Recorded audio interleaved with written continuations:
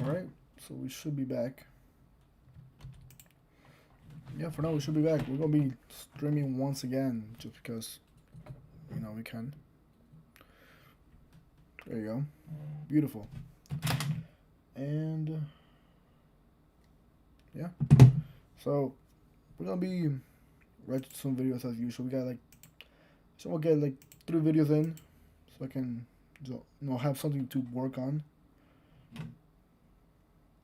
And getting straight to it, this is a pretty good video. Storm knocks out the power to the whole block. Wow. Wow, that was... There's a place. Alright, one second. There you go. Oh my god. There you go. That's better. Alright. So, we're going to react to Cape Horn, the deadliest waters on Earth, by the drowned... Sorry. We're going to be watching Cape Horn, the deadliest waters on Earth by the Drowned Archives. Alright. At the bottom of the world, where the oceans collide. A place where the winds almost never stop blowing. Where waves can rise taller than buildings. And where hundreds of ships have disappeared into the deep. Where even is this? That place is Cape Horn. Cape Horn. Okay, cool. In this video, we'll explore why Cape Horn became the deadliest passage at sea, uncover the brutal conditions that claimed thousands of lives, and examine the legacy it left behind in maritime history.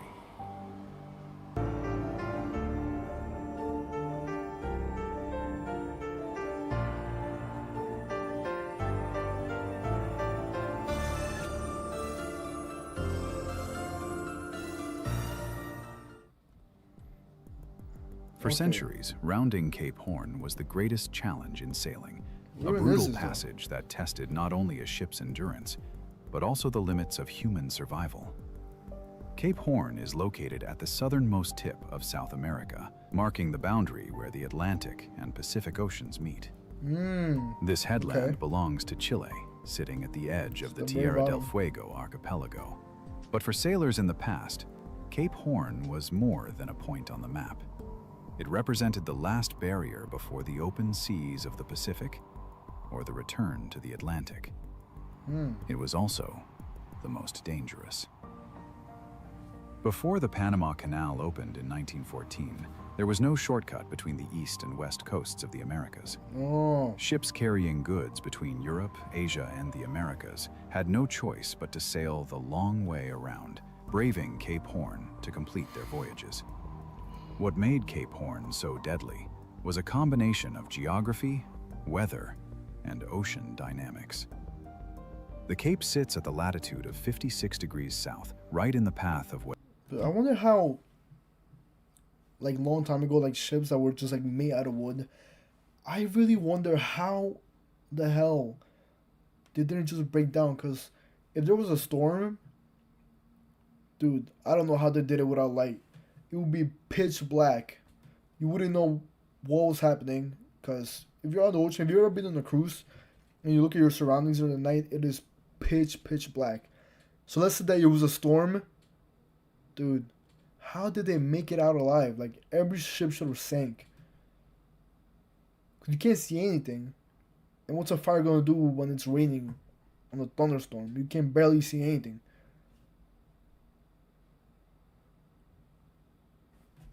What sailors call the Furious 50s. These These are the strongest sustained winds on Earth, circling the planet nearly unbroken. With no large land masses to slow them down, the winds gather momentum across thousands of miles of open water, striking Cape Horn with full force. At the same time, the Antarctic Circumpolar Current, the largest current in the world, pushes cold water from west to east through the Drake Passage. This creates an ongoing collision between the powerful Pacific swells and the opposing conditions of the Atlantic. The result is chaotic, towering seas. Waves here regularly reach 40 to 50 feet, and in extreme conditions can rise to 80 feet or more. So they regularly have just tsunamis happening every time on the regular. So that's a regular wave. But let's say you get an aggressive wave that could be like probably double, 70, 80 feet, just going on. Why is this like not really heard of that much, or at least not to my knowledge? I didn't really know about this until today. If anything, like big waves are usually known in, I don't know, like Portugal for Nasser. That's what I've heard, that there's massive waves that happen usually. But over here it's 40 to 50 regularly. Well, it's not a real it's not really a beach or a shore, it's just what's happening down like Pacific Ocean, bottom of Chile, but still. Sailors call them Cape Horn rollers, waves that come from multiple directions with no clear pattern, making them nearly impossible to predict. Oh, I hate that. Icebergs also drift north from Antarctica into these waters. In the era before radar and satellite navigation, these icebergs posed a silent, lethal threat to any vessel that came too close. Weather in this region changes quickly and without warning. A calm day can turn into a hurricane-strength gale in less than an hour. Less than an hour, The combination of violent seas, freezing temperatures, and sudden storms made Cape Horn infamous among sailors as the most dangerous passage on Earth. Imagine just like chilling, like down on the ship, just catching some fish. I don't know if there's fish down there. There probably is, but I don't know if that's the best fishing spot. You can just be chilling, and next thing you know, you have a hurricane over you. Or a 50-foot wave just coming at you from different directions. It would suck to be there. Between the 17th and early 20th centuries, thousands of ships attempted the Cape Horn route. Many didn't survive. Historians estimate that over 10,000 sailors died trying to round the Horn. The toll was not just from shipwrecks, but also from exposure, accidents, and illness brought on by the relentless cold and wet conditions at sea. So over 10,000 ships were lost in that sea. So that could also mean that there's probably treasure down there. Possibly. Maybe the One Piece is heading all the way down there. Who knows? Hundreds of ships vanished beneath the waves or were shattered against the rocky shores. In the 19th century, over 800 shipwrecks were recorded in the waters near Cape Horn. Some of the most notable tragedies include the William Brown, which struck an iceberg in 1841, and the Dundonald, wrecked in 1907, leaving a handful of survivors stranded on a remote island for months. Yeah, I've heard about that. Life at sea during these voyages was harsh beyond modern understanding.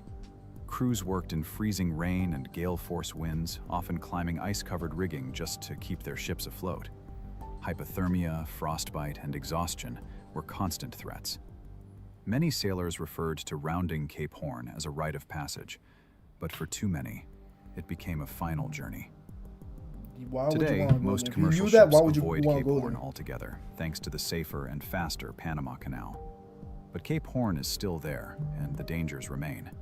Modern cargo vessels occasionally round the Horn when size or circumstance demands it, and sailing expeditions often attempt the route for tradition, sport, or personal challenge. The Chilean Navy maintains a lighthouse and weather station at Cape Horn today, along with a small monument, a memorial to the sailors who lost their lives in these unforgiving waters. That's not Cape they Horn have a is memorial. more That's than just a remote corner of the world. It's a symbol of human resilience, the limits of exploration, and the raw power of nature. For centuries, it tested the skill and bravery of sailors from every nation, and for thousands of them, it was the last place they ever saw. The legacy of Cape Horn is not one of myth or exaggeration. It's a stark record of the cost of global trade and exploration in a time before modern technology made the oceans more predictable. Even now, in the age of satellite navigation and steel ships, the waters around Cape Horn command respect. Yeah, you're not surviving that.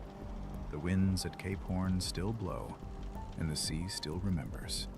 Thank you for watching. I feel so bad. There were so many people that lost their lives, and I feel bad for the first dudes that try to use their boat to just get around there, just to get on the other side. Cause they probably cause obviously if you're the first one, you don't know what you're getting yourself into. So just imagine they try to swim down when the waters were calm, and then next thing you know, they just have an entire hurricane on top of them. I don't know how I don't know how a small hurricane forms down there. First of all, I didn't even know that was possible to have a hurricane all the way down there. But that's actually pretty interesting. Alright. Cool. Amazing video. Alright, let me start recording that. And let's go on to our next one. See what else we got. That was an interesting video. No, there was 40 to 50 foot waves.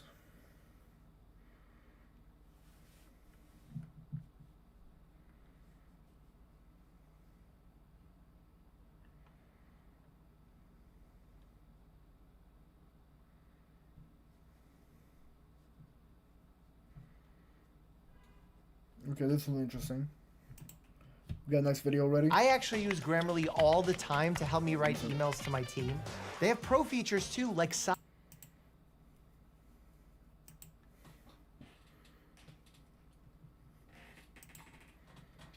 Cool. Alright. So we're going to be watching How Much Was Lost when the... Sorry, my bad.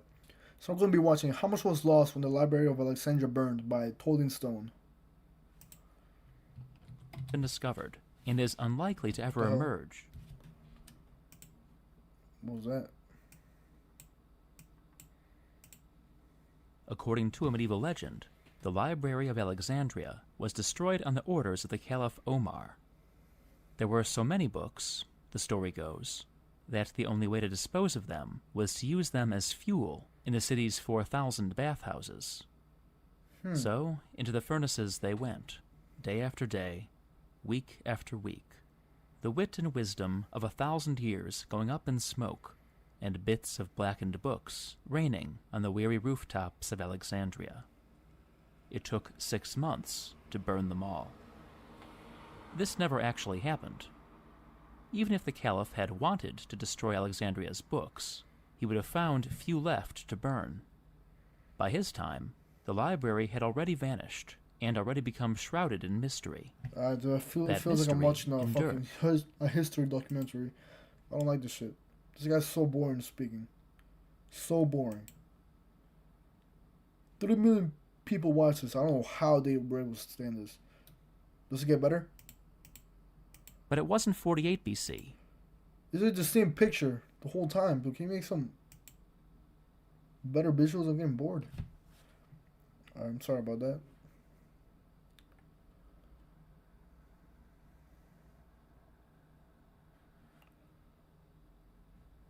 New Dragon Ball? Surely not. Nah.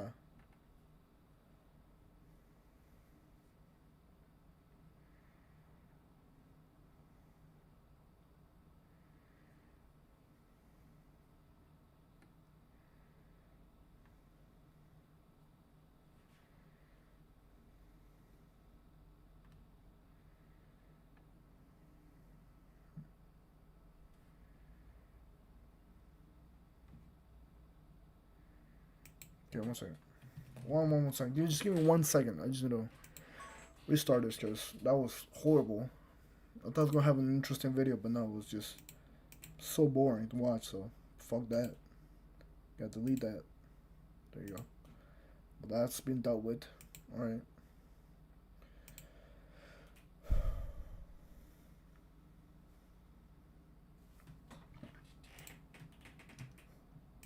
Looks like trouble in We have a paradise next video as ready. the hottest festival of the year has flamed out. Alright. So let's get started. So we're gonna be watching The Loneliest Flight in the World by I-70. So we're gonna be watching The Loneliest Flight in the World by I-711. You've ever flown before, chances are you've glanced out your window and seen another plane flying by. As a frequent flyer, One time. I see other planes fly by almost every time I fly. But imagine looking outside your plane window for over 10 hours and not seeing a single contrail in the sky, let alone nothing but the seemingly endless ocean. That'd be scary.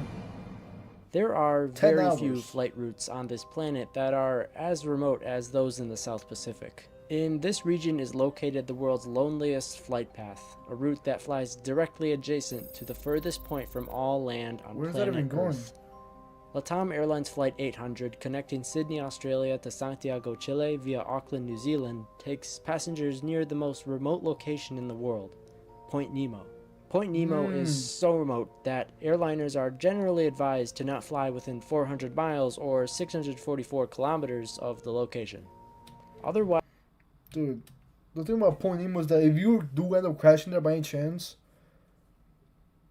you will be fucking hell, dude.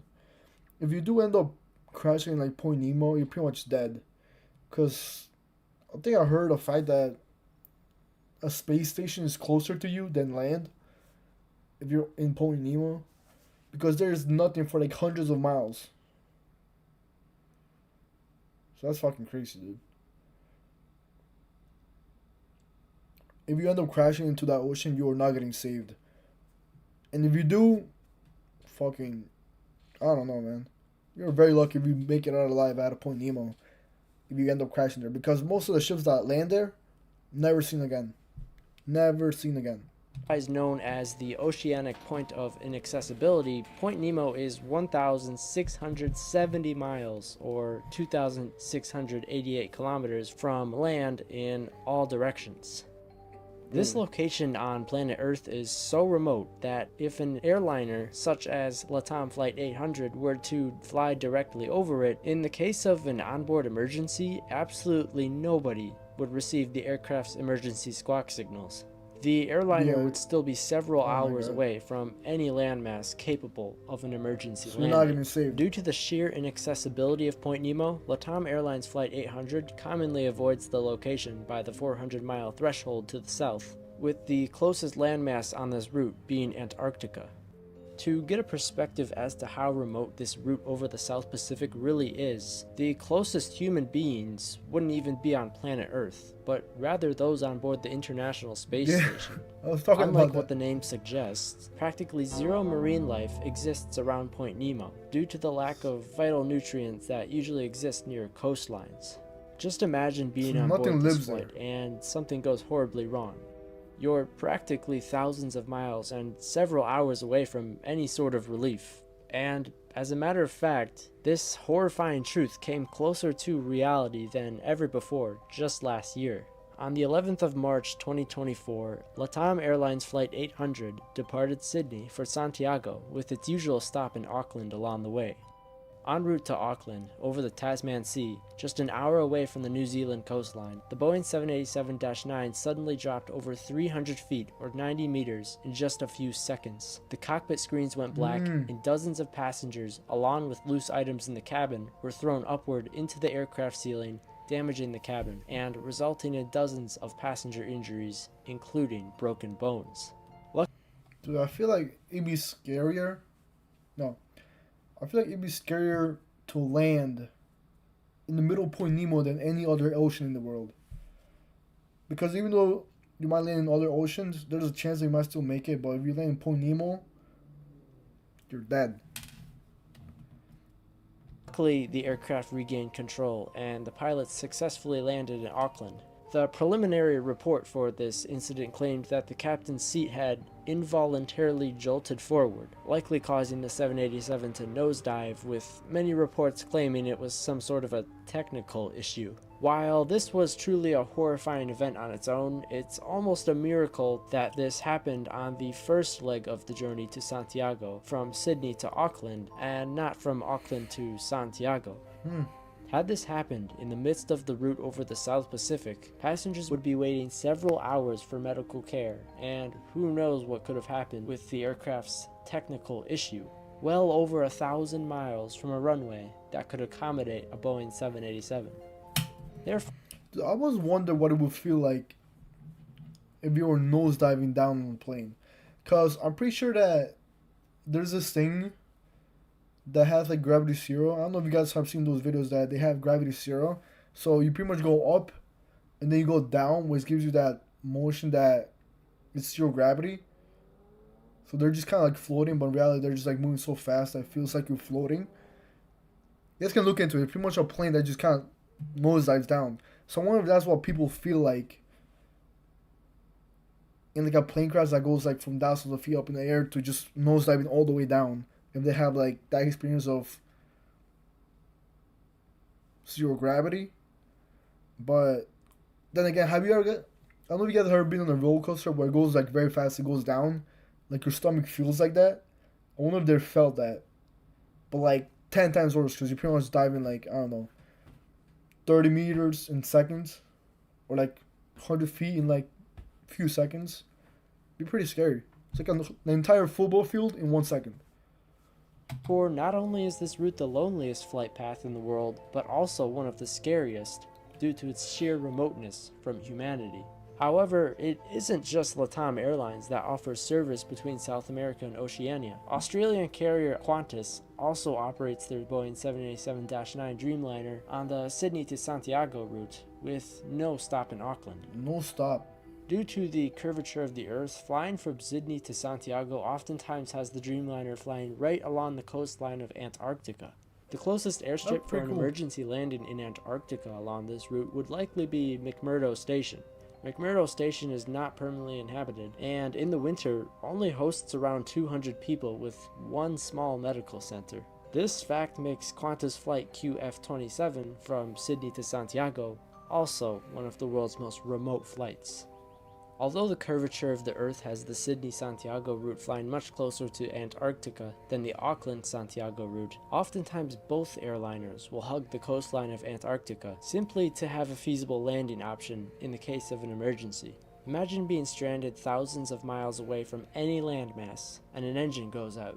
If I was flying in a plane with over 300 passengers, I'd want to be close to land too. ETOPS certification for the Boeing 787-9 Dreamliner states that the aircraft can still fly for over 5 hours with just one engine in operation, essentially making the daunting South Pacific route not quite as daunting.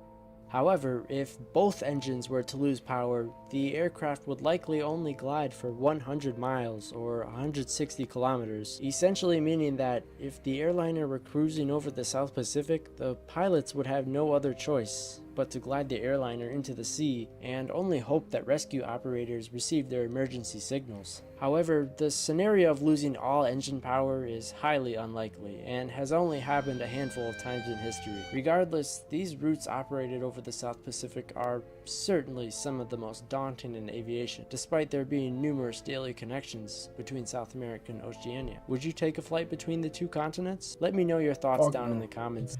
It is kind of cool that airplanes had that mode in which if you do, sorry, it is kind of cool that airplanes have that feature that if you do end up losing one engine, you can still fly with just one engine for up to 5 hours, according to the video. So I don't know how that's possible. I feel like the plane will just be flying in like a weird angle, like tilted, since one of them is not really working. But it somehow works, and I like that. Because it just makes you feel a lot safer when you're flying. Alright, man.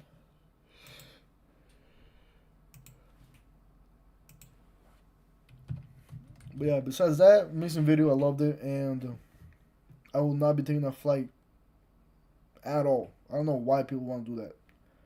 I feel like that's one of the most dangerous flights, and especially probably one of the most boring. Like when you look outside of a plane, you pretty much see like, I don't know, maybe mountains, sometimes cool colored seas, but no, over there is just pretty much just straight ocean. But yeah. No, let me finish that. Let me do that. And let's go look at one more video that we can watch just because. Let's see.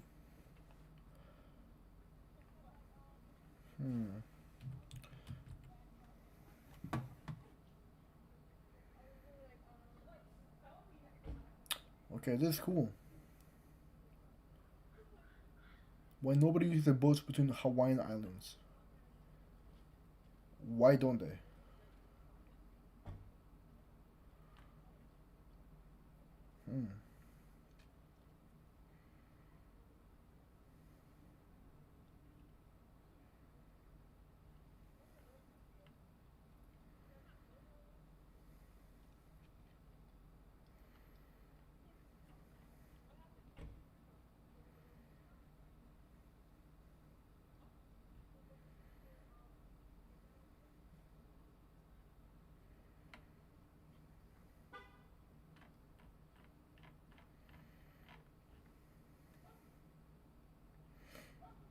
I think I'll watch this one. Yeah, this one seems cool. Save big on But nobody's furniture packed supposed with to do innovative features Hawaiian during Islands. Raymore and Flanagan's Fall Smart Living. Wait, never mind. It's Brightside. Brightside copyrights me, so fuck you. No. Interesting topic, but I'm not gonna watch it because Brightside is not nice to me.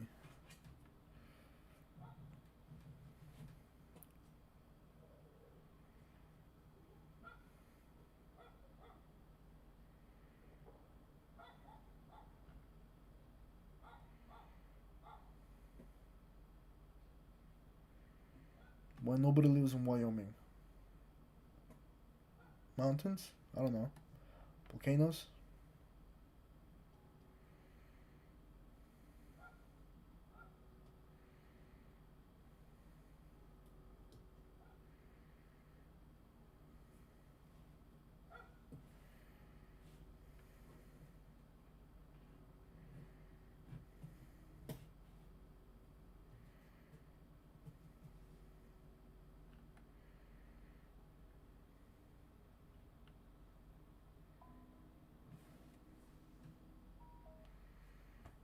Hmm.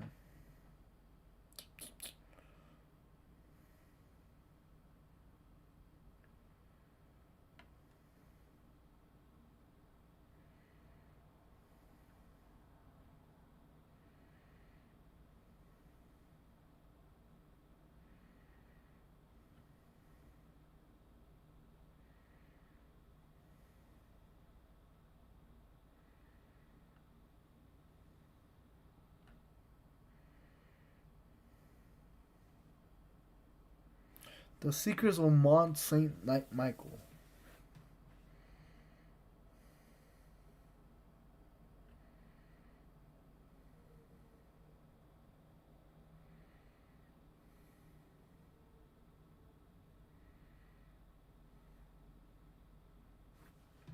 Hmm.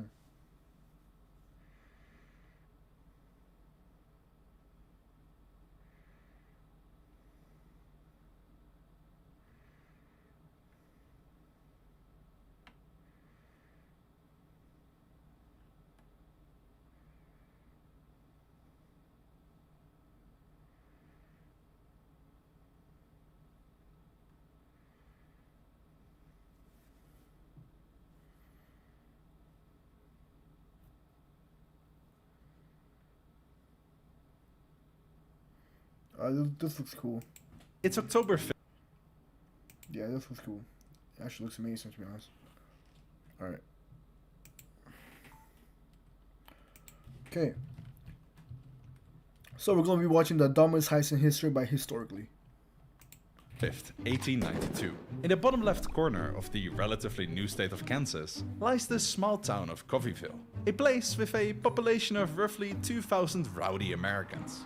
The setting is classic Wild West, and nothing is more Wild Westy than a good old bank heist story.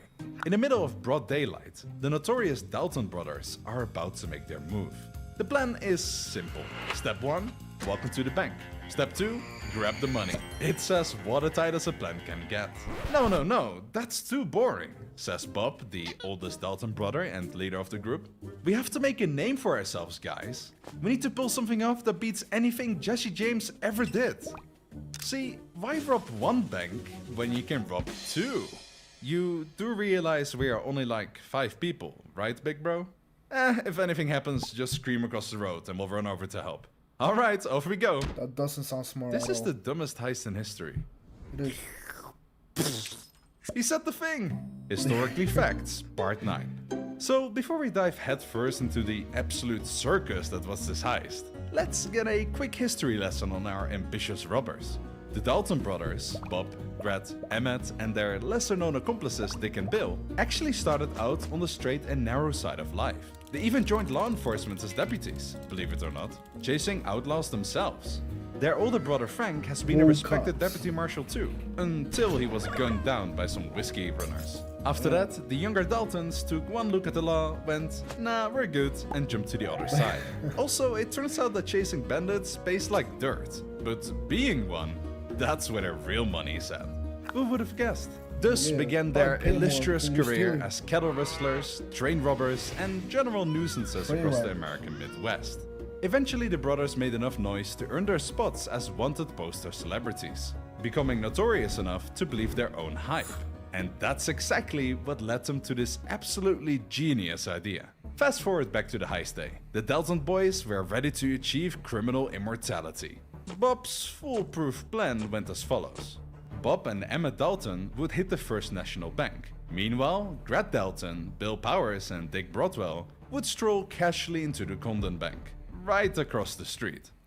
Now obviously, if your master plan to escape financial stress involves robbing 2 banks in your own hometown, you might want to reconsider your options. Fortunately for you, my friend, there's a smarter, less felony-prone solution. Dude, this is the year 1800s. Did they even have guns back then? The year 1800s.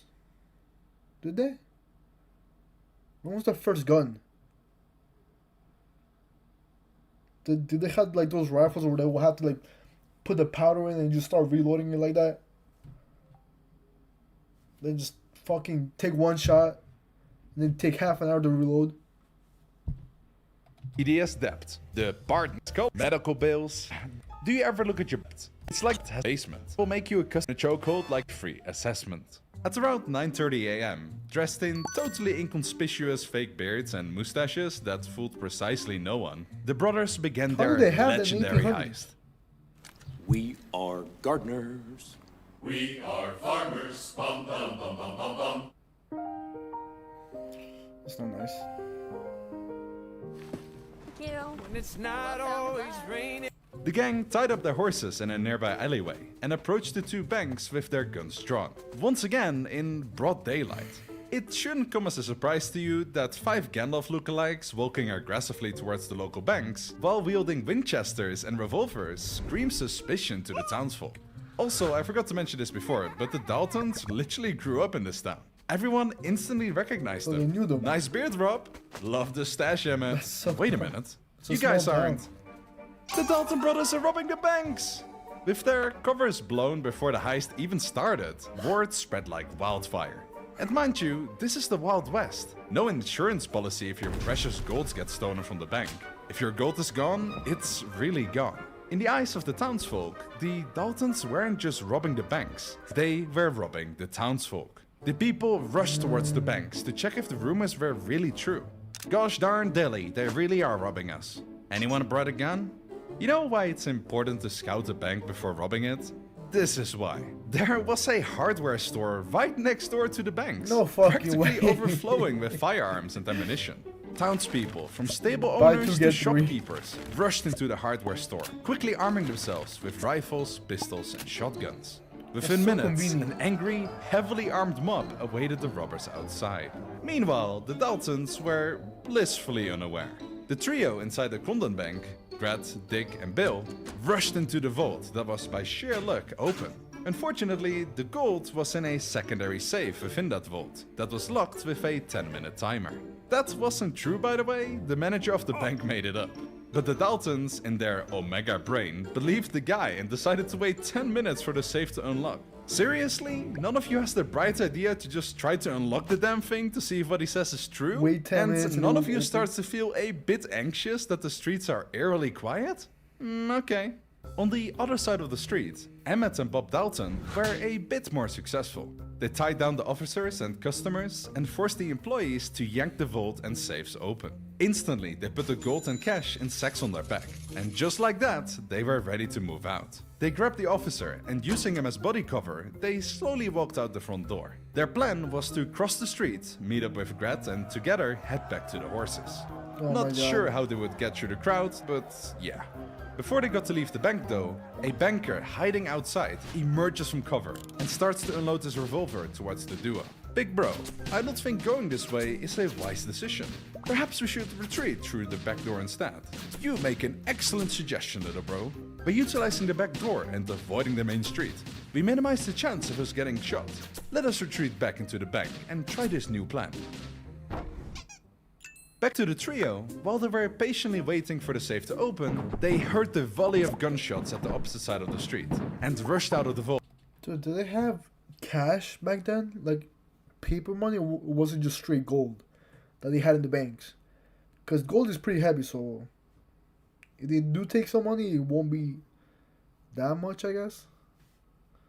Because they can't carry like a ton of gold. That'd be like 2,000 pounds. To see what was happening. Knock knock, and they also got a volley of gunshots flying through the door and windows. I know we are actively getting shot at, and the longer we wait, our window to escape gets narrower, but I really like gold. At the National Bank, Emmett and Bob kick open the back door, and with a new body shield, escape into the alley. A young, courageous lad jumps from behind the corner, whips out a revolver, and orders the two Daltons to surrender. No? You surrender, or we will shoot. No, my righteous heart, and God forgive me, I cannot let you walk. We don't have time for this. Let's go. Bob and Emmett then made their way to the end of the back alley and peeked over to spot the massive crowd unloading their guns into the Condon Bank.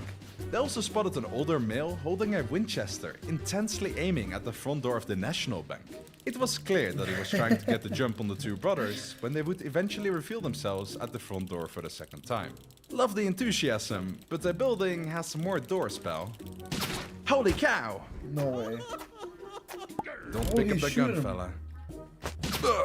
The third victim, Bob Dalton, dies to another headshot. The officer, who was left outside on the sidewalk, saw the two civilians getting shot and ran over to the next door hardware store to score himself a rifle too. He then took the nastiest angle in all of shooting's history and waited for the Daltons to cross the street. But then, and I swear to God, I don't know how Bob keeps doing this, somehow he notices the slight reflection of the gun as he crosses the street. And at an impressive 200 feet away, he taps the officer in the head. No way. How do you keep doing this? The two then quit. He no-scoped them 200 yards away.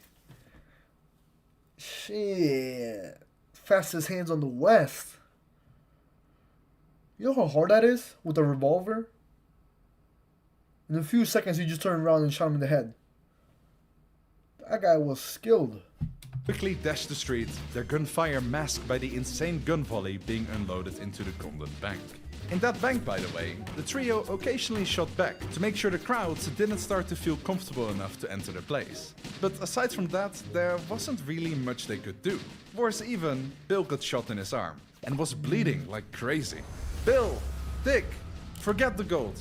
We stay here 1 minute longer and we'll be dead before that safe opens. Stash your pockets with cash and get ready to dash away. Then, surprising the townsfolk, the trio all jumped out of cover, shooting back, forcing the crowd to take cover themselves. Using this window of opportunity, the crew ran out the side door, dashing towards the horses. What in Cornsdale Denny's happening in my town? Alright, just a bit further, lads. If I'm not mistaken, my brother should be just around the corner. We'll make it, I'm sure of it. Introducing Grammarly, like you've never seen before. Your all-in-one writing essential. This is paraphrase.